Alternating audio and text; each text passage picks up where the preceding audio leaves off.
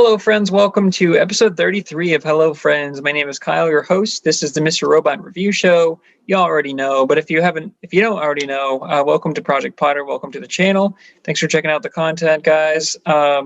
This is the season 4, episode 2, Deus Wild, because as we find out, as Philip Price tells us in this one, as we jump right into the plot as an illusion here, the Deus group is basically the 1% of the 1%, the conglomerates. Those are the kind of the different countries that have all kind of gotten together, led by Minister Zhang or led by White Rose, and just kind of rose to power. Philip Price gives us this great opening montage telling us how basically Minister Zhang rose, kind of shook the right hands and made some backdoor deals. And it's funny because he says, like, it turns out taking over the world actually isn't as hard as it seems. It was just a few handshakes and a few business deals here and there, a few wars and whatnot. So we get that great opening sequence. He's like, the world was fighting for power. It's 1989. It's all good. But that's kind of how Philip Price just lets us in on how Deus Group came to be and how Dark Army came to be and how White Rose got to be where they are and Mr. Zhang. And it's really cool. It's a good insight. And then they also talk about the birth of the internet, and he's like, America basically volunteered to tell the government, like, this is where I live and this is my phone number and this is my address and all that stuff. So they basically volunteered to say I agree and everything like that. But the internet makes our lives incredibly easier. So it is you're giving up privacy, but you're also, that's how the world works today. So I think America is okay with being like, what, I don't have as much privacy, but I can also do this and order things off Amazon and do all that. So it's an interesting way to look at it, though, for sure. And Sam always likes to kind of take a look at the reality of the world and say, well, let's not forget that we did give up some of our freedom here. But after that opening title card there, we do cut to kind of Elliot and Mr. Robot's warehouse or whatever. We find out it's the old All Safe building, and the L is peeling off, so it's just Al Safe now. But it's always cool to see that in the background. But, they got all the sticky notes like the FBI did where they're trying to take down White Rose. And they're not working with Philip Price. And they're like, yeah, I can't believe it either. Like, the enemy is in front of us. And, now we're working together. It's crazy. And, Philip Price tells us about the Deus group. And they're like, hey, you must have a contact. There must be a way to go down. We're going to hack the, Deus group. And we're going to take them down. And Philip Price is like, dude, they're impenetrable. He's like, that's not going to work. They're like, well, do you have a contact? You must know someone at the bank. And he's like, well, I did have Susan Jacobs, who is Madam Executioner, who, as we know, Darlene killed. That was when the F Society went into the Smart House, and she was supposed to be away, but she came home. So that'll come back around and rear its ugly head. But Philip Price, Elliot tells him, like, hey man, if you don't fight back, you're a dead man. And he's like, look, I've been a dead man since I started working with White Rose. And he's like, just like you. Mr. Robot's like, hey, he walked away. What's our next plan? Elliot's like, look, he walked away, but he's like, he wants in because if he didn't, I would have died on my apartment floor building. Because if you remember, Philip Price revived him and he was like, welcome back, Mr. Alderson.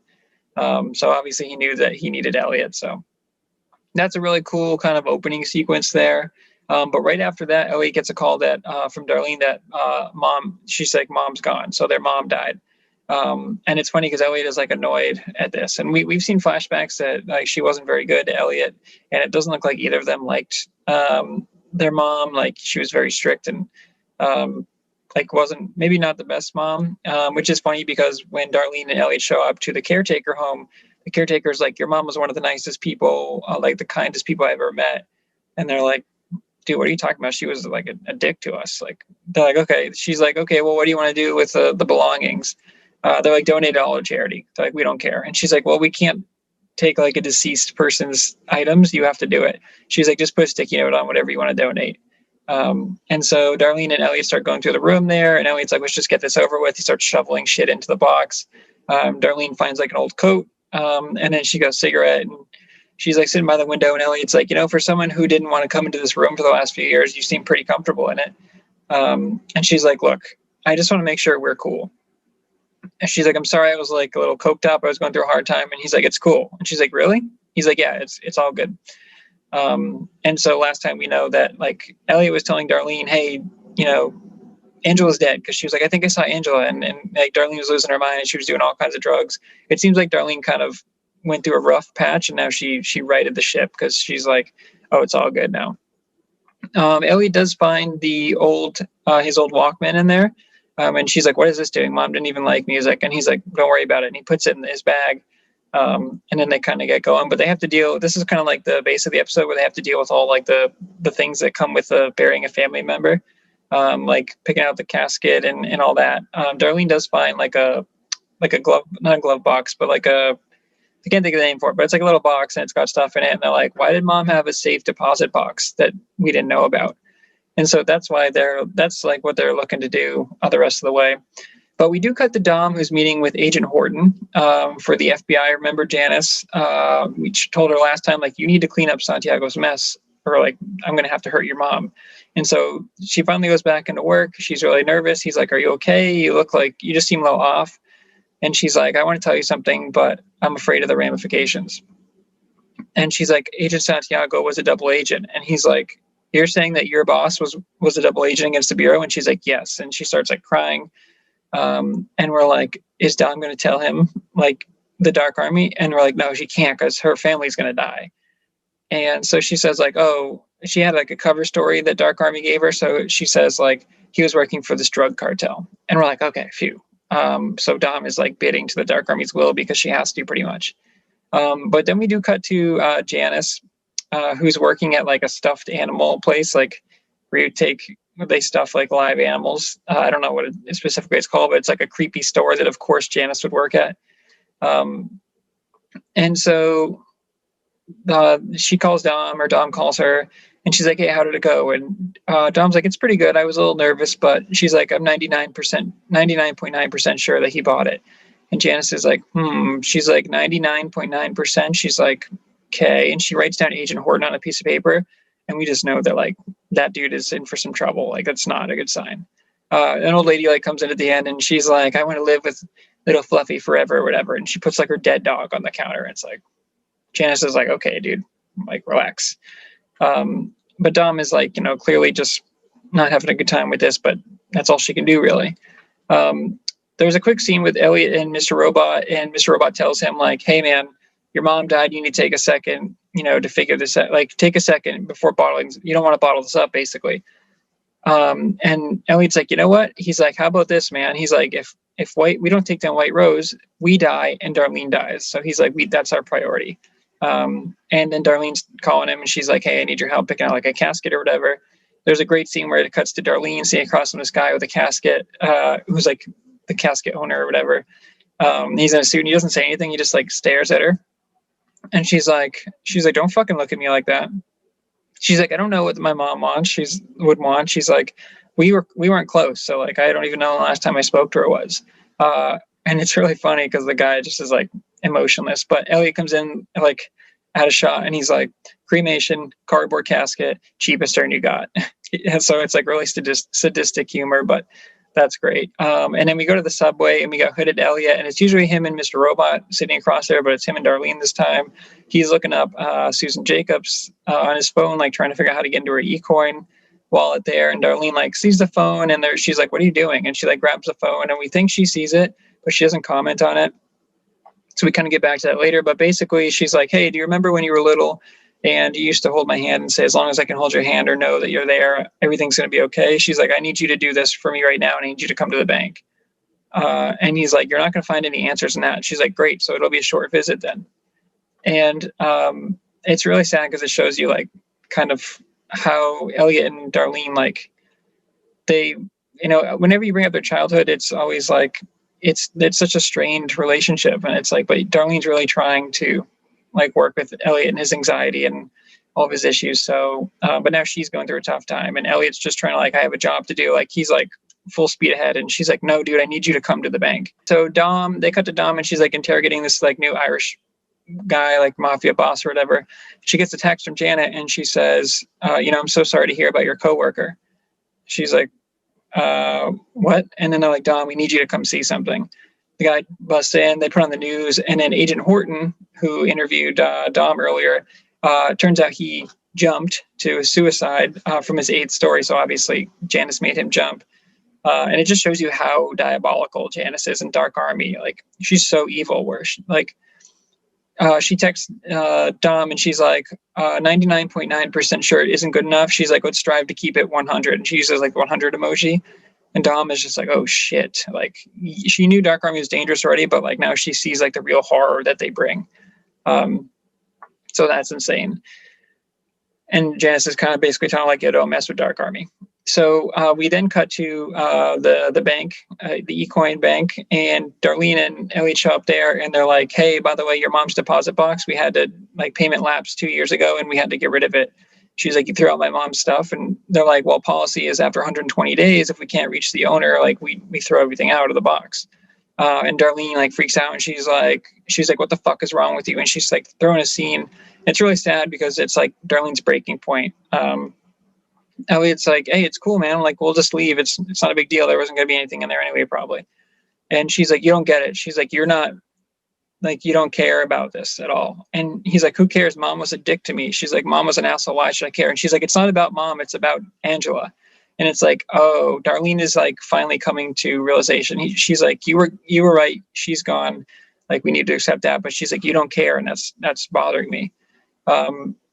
So it's crazy. It's like a great moment between them. And they take out the Walkman that they got earlier, and it says, he's like, open this up, and it says like, Happy Mother's Day. And she's like, mom didn't even, like, why does mom have this? It wasn't even meant for her. And she's like, you know what? I'm going to listen to it. She's like, listen to it with me. Elliot's like, I can't. And so she puts it on, she starts crying a little bit. And then Elliot leans in, he puts his head on her shoulder, and it's a really sweet moment. And then we hear like the audio of young Angela, young Elliot, and young Darlene, and they're saying like Happy Mother's Day, and it's really, really sweet. And it's kind of like an end to their childhood, and it's really nostalgic, and it's sad, but it's beautifully shot, and it's a really, really nice moment to kind of connect them, the two of them. After that scene, guys, we go to Mr. Zhang. It's Christmas time. There's a big tree in there, but Philip Price goes to talk to him, and I think I forgot to mention this earlier. But it wouldn't be an episode of Hello Friends if I didn't forget something out of order. So Elliot tells Philip Price, like, hey, you know, if we can't get the contact Susan Jacobs, he's like, I need you to get all of the Deus group in a room at once, and I'll take care of the rest. And he's like, it needs to be before like the White Roses project moves to the Congo, so like before New Year's, because it's Christmas time. And he's like, so you need me to get the entire world leaders of Deus Group in one room in the next 8 days. He's like, it's impossible. And Elliot's like, dude, just get it done. He's like, I don't even have a reason to set up a meeting. He's like, just figure it out. And so we see Philip Price go to see Minister Zhang, and he's like, oh, Philip, he's like, I'm glad you showed up. You were very quiet the last few months. And obviously the last time they talked was when White Rose ended up killing Angela, and he freaked out and he threw the vase, and he's like, he couldn't deal with it. So about 3 months has passed or so, and he's like, oh, you're a little off balance. And BD Wong does like a slow head turn towards him, and he's like, excuse me? And he's like, oh, the tree is off balance. And he's like, I just want to let you know that I will be resigning at the end of the year from CEO as E Corp. And he's like, no, Philip. He's like, you can't do that. He's like, that, for my plan to work for the Congo, he's like, you have to be the CEO. And he's like, that if we need to appoint a new CEO, every member of the Deus group needs to be in person in the same area. And he's like, okay, so let's get it done. And he's like, but you understand that like this would need to be done before next week. And he's like, that's impossible. And basically Philip Price is doing what Elliot did to him. And he's like, you know what? He's like, I don't care. He's like, I'm done. This is my time. I'm going to resign. He starts walking away, and great job of acting here by BD Wong as always, because he's like, that's not how this fucking game is played. And Philip Price stops, and he's like, that word, game. He's like, it's just a game to you. He's like, well, you should be happy that you won. He's like, this is the end point. He's like, at some point there's an end point, and he's like, this is my end point. So he kind of walks away knowing that, Minister Zhang has to get the Deus group together. And so it ends with him like taking the tree and throwing it down. So it was nice to see him get the one up on Mr. Zhang, because it's been the other way around pretty much the entire series. So good W for Philip Price there. We then cut to a church, which is like a beautiful, beautiful shot. There's a cross on the wall. It's like illuminated. It's dark.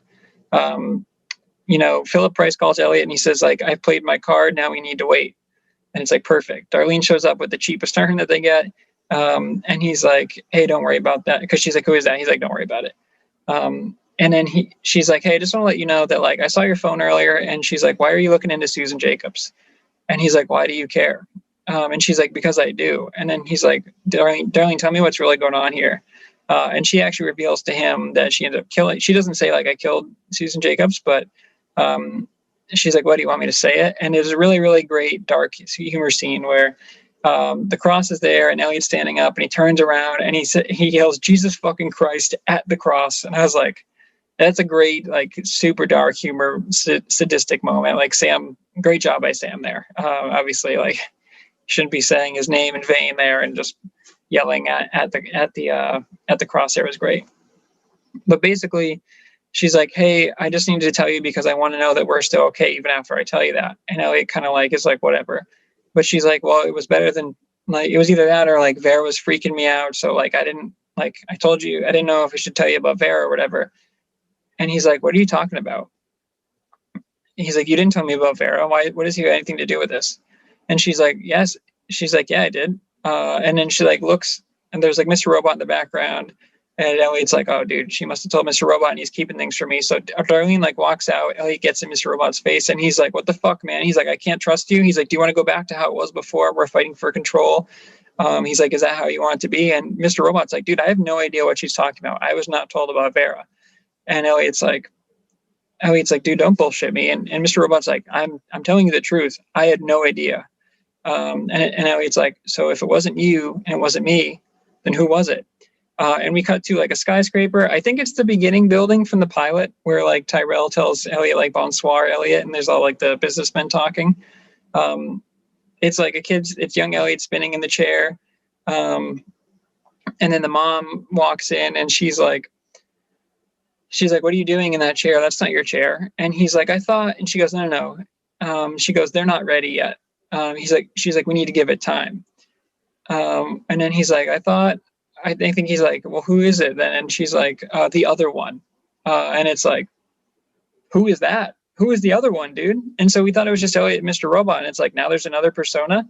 So it's like, see, the episode ends. It's like a mind-blowing sequence. And it's like, who is the other person? Like, end of the, like, final season, they introduce another twist. And I'm like, damn, Sam, what an ending to that episode. So for this one, guys, I'm going to do a Hello Friends first. We're going to give a co-white rose for this episode because I couldn't just pick one. It's got to go to Rami and Carly as Elliot and Darlene. I mean, the whole episode is about them. They're so good with each other. They feed off each other. We don't really get a ton of Rami and Darlene, a ton of Elliot and Darlene episodes together. Whenever we get them, it's usually like Darlene trying to, like, remember, or like Elliot's freaking out, or like they're never on the same page. And we get they're kind of putting, like, a closing chapter on their childhood in this one, and they're working together. And obviously we get the reveal that, like, Elliot didn't know about Susan Jacobs and Darlene murdering.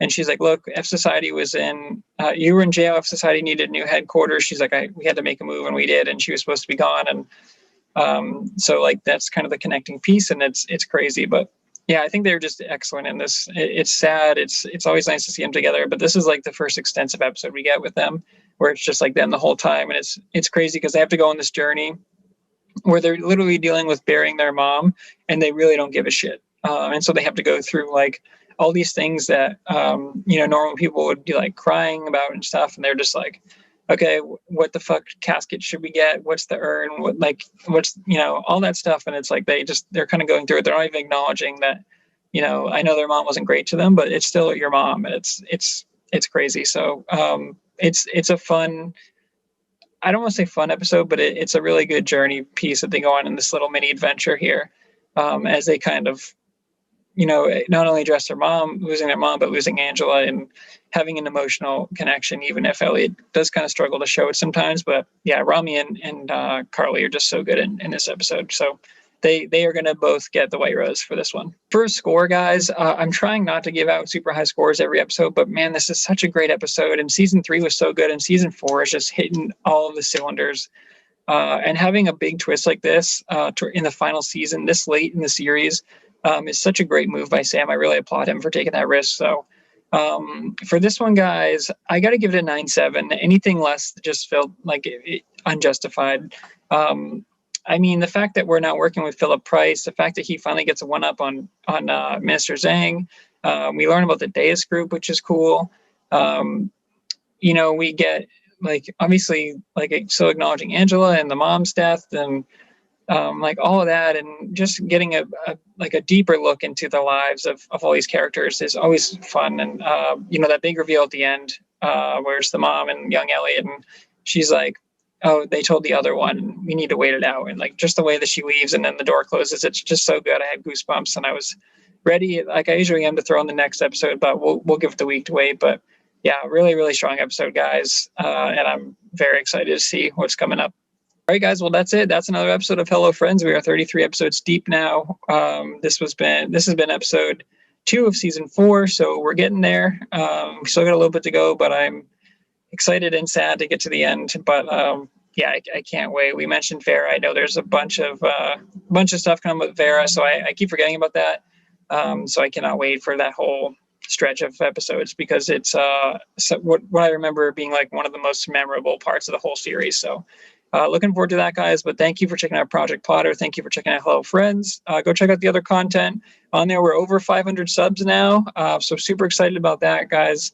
And it's only going to be growing from there. So thank you guys so much for the support. Thanks for checking out the channel. Hope you guys had a good time. Hope you enjoyed this episode, and love this show just as much as I do, because it's so good. And I'm going to be kind of sad when I finish it. But yeah, until next time, guys. Goodbye, friend.